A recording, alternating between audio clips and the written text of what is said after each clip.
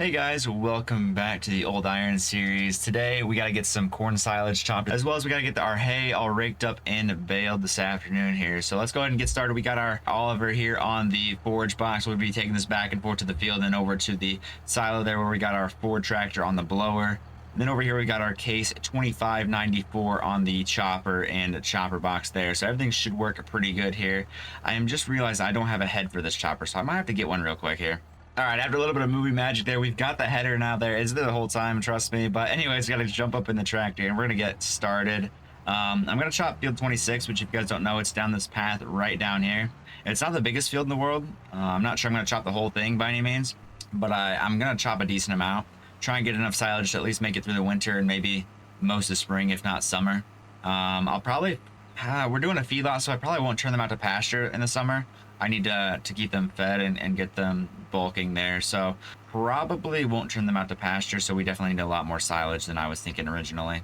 Yeah, but here is the field. Again, it's not that big. I don't think it's like 5 or 10 acres, I'm pretty sure, so it really should not take us too long. But go ahead and get everything unfolded in the pipe, unfolded as well. Go ahead and get it turned on and lower it down, and we should be good to go here. It should be working. There we go. Try and get the headland done here quick. Try and go in first person for a little bit here.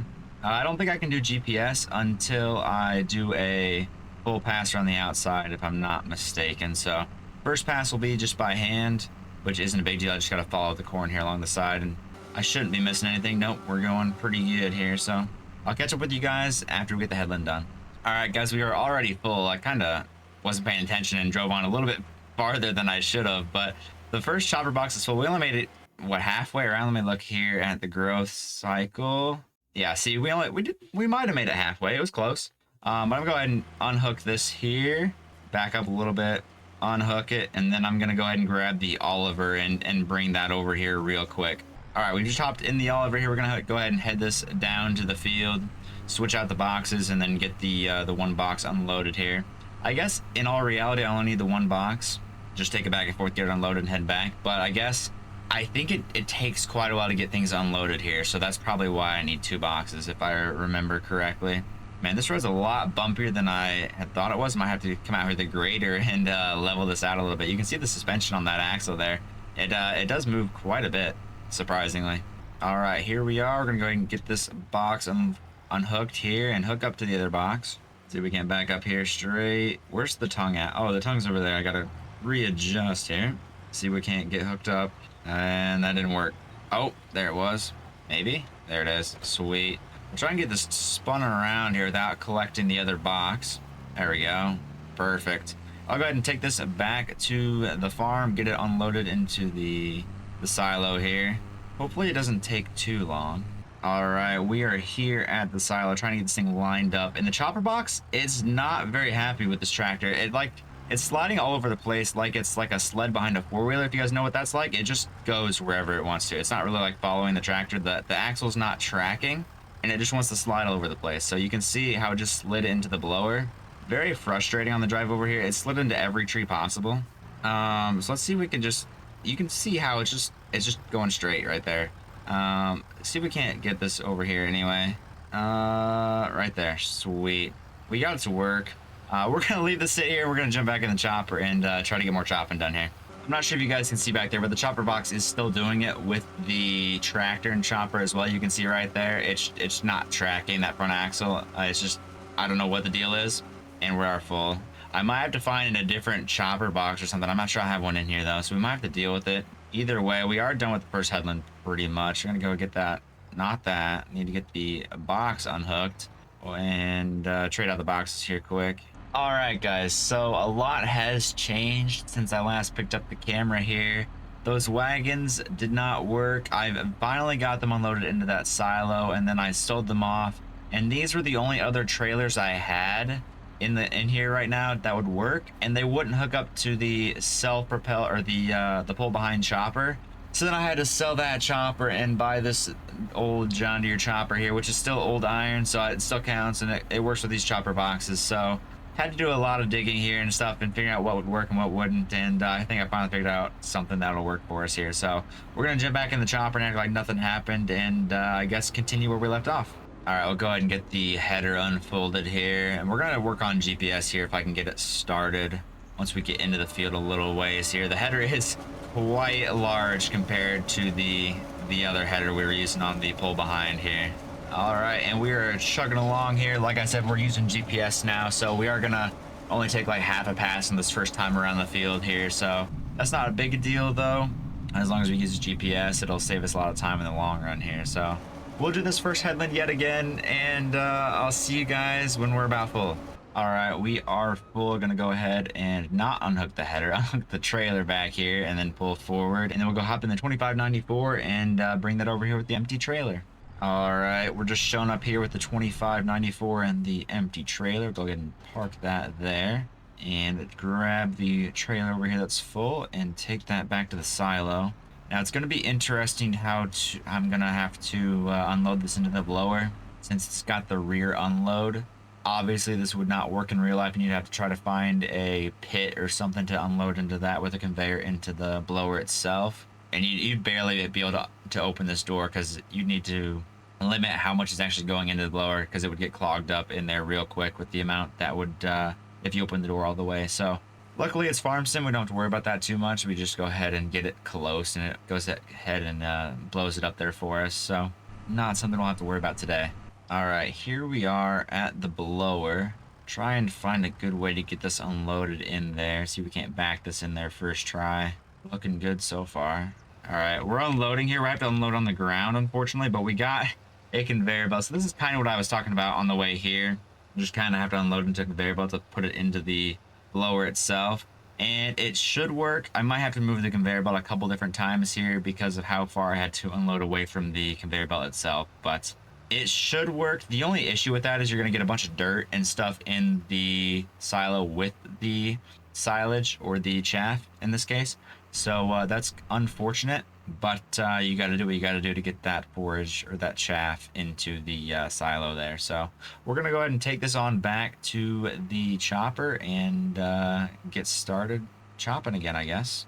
I really only need the one box, don't I? There's no real point to have the second one here, so I guess I'll just drop this one over here and get back to chopping. All right, we are full yet again, so we're gonna go ahead and get this wagon unhooked and bring the 2594 over here to get it unloaded.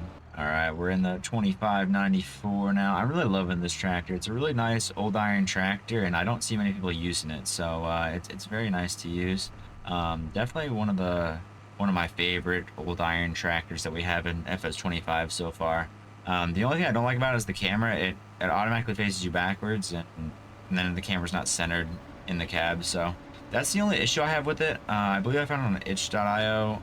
I know everybody's gonna be asking me about it. I'm not sure which page exactly it was on, but I'm sure you could find it on there somewhere. All right, we're rolling back over here to the silo, and it looks like it did pick up everything, so that is fantastic. Didn't even have to move the auger at all. We'll go ahead and get this going as well. I'm gonna have to go and run up here and start it up again, I think. There we go. And we should be good to go here. Perfect. I'm surprised at how well this is actually working. I didn't think it was going to work this well. So finally something's actually working out for me, and I can't remember the last time I've had a recording session where I didn't have any problems. But thankfully we've got all the problems worked out in this one, and we should be good to go from here.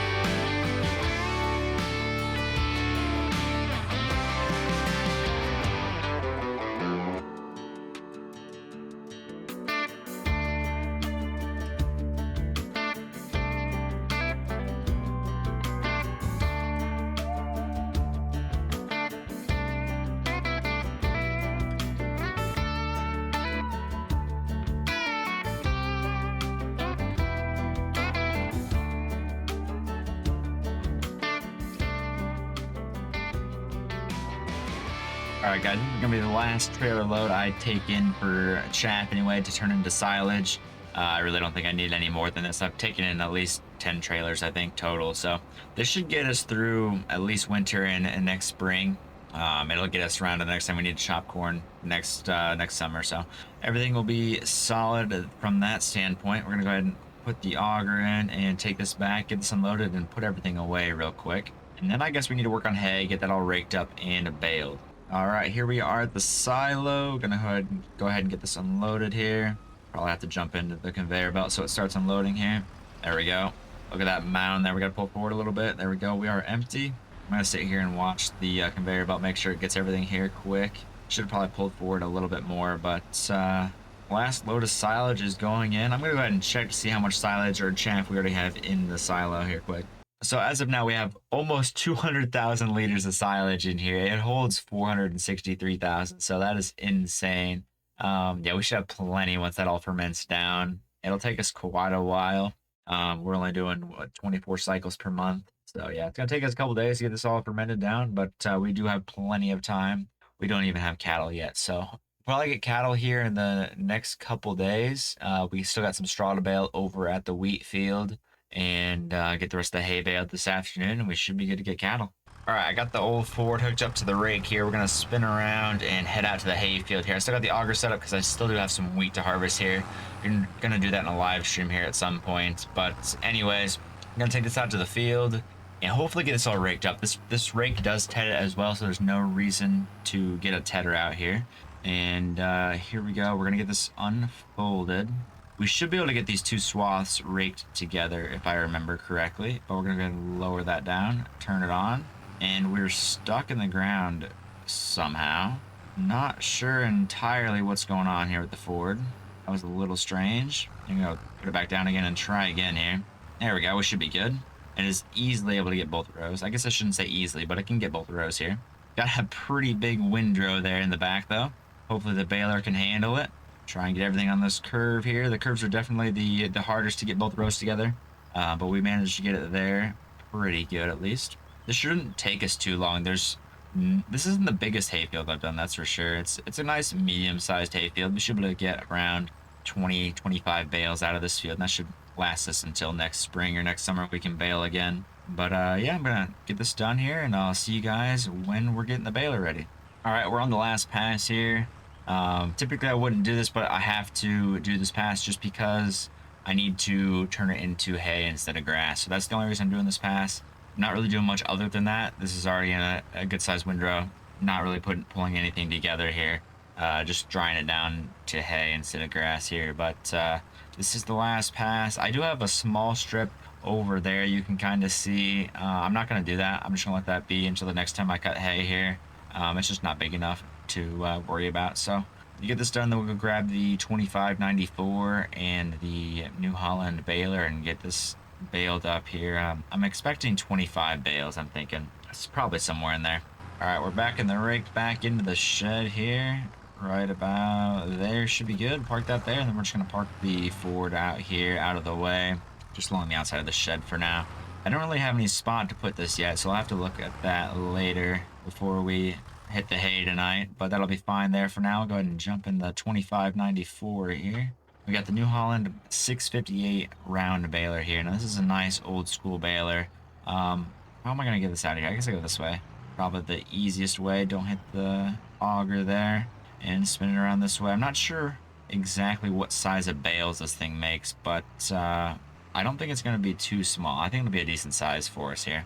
You can see the tractor tires are a little bit wet there. I did power wash the tractor before hooking up to the baler here, so. All right, guys, so apparently the case didn't have enough horsepower or something the baler would not turn on. So we had to get the John Deere 4440 here, and this should work, I think. There we go. Yep, it is working. Yeah, so we're just use the 4440 here. I know it doesn't really match the baler, but it'll do the job just fine here. We are able to roll here at 11 miles an hour, which is amazing. And we are making 180 centimeter bales, so that is fantastic. There's bale number one. This baler is actually a really solid baler. I don't know why I haven't used this thing before. It's pretty fun to use. It's a nice old school baler, and it does the job. It does make 180 centimeter bales, which is fantastic. I didn't expect it was going to because how small it looks. But that was an awesome surprise when I saw that. So got bale number 2 there. I mean, we might make more than 25 bales here. Let's not get too far ahead of myself here. We got a long way to go, but I'm not sure we're gonna get a whole 25 out. We'll just have to wait and see here.